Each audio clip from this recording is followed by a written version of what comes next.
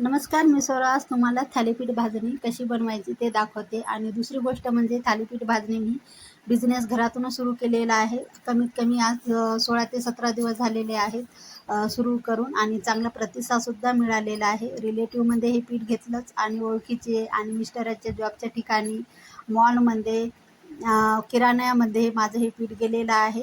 आणि हे माझी तिसरी ऑर्डर आहे. आज हे तिसरी ऑर्डर मी कंप्लीट केलेली आहे.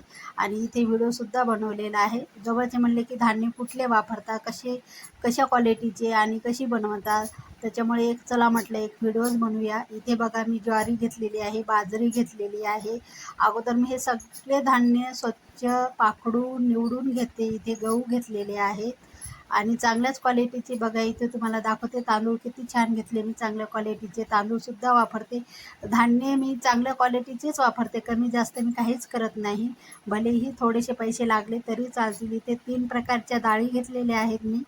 मूग डाळ, हे उडीद डाळ आणि हरभरा डाळ, त्याला चना डाळसुद्धा बोलतात. आणि हे चना डाळ बघा किती शाईन आहे या डाळीला, आणि अशी मोठ्या मोठ्या साईजची घेतलेली आहे मी. आणि इथे बघा बेसिक मसाल्यामध्ये मी घेतलेले आहेत धनेसुद्धा असे चांगले घेतले. आणि हे जिरे आहेत, जिरासुद्धा छान, आणि ओवासुद्धा वापरते मी. काही बेसिक मसाले यामध्ये वापरते. या ठिकाणी धान्य मी खूप कमी साहित्यामध्ये घेतलेले आहेत, कारण इथे व्हिडिओ दाखवण्यासाठी जास्त क्वांटिटीमध्ये हे मी थालीपीठ बनवणार आहे. कारण 10 किलोचं बनवायचं आहे, त्याच्यानुसार मी इथे थोडं थोडं असं काढून दाखवते इथे, कारण मला पण सोपं जाईल दाखवण्यासाठी.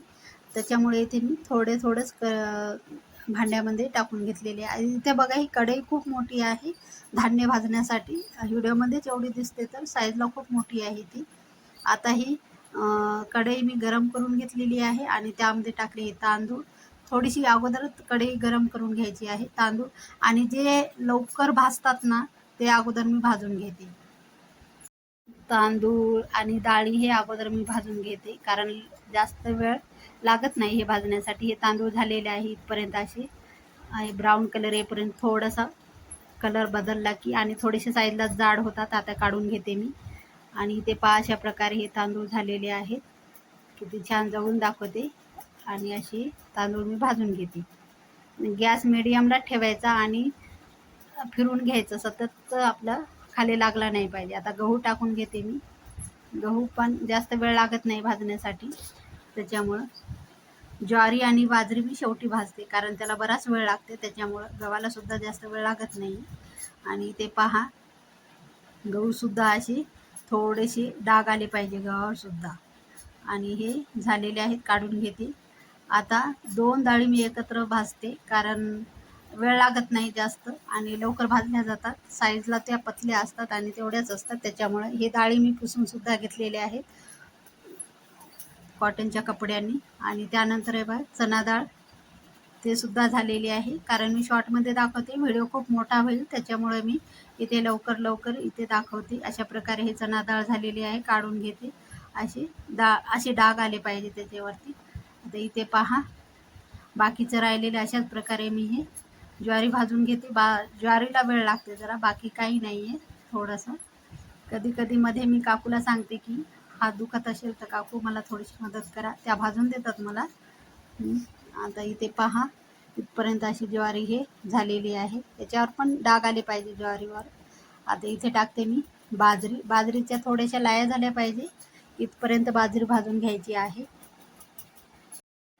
जेवढे तुम्ही छान हे खमंग असे धान्य भाजले, खूप छान थालीपीठ होते.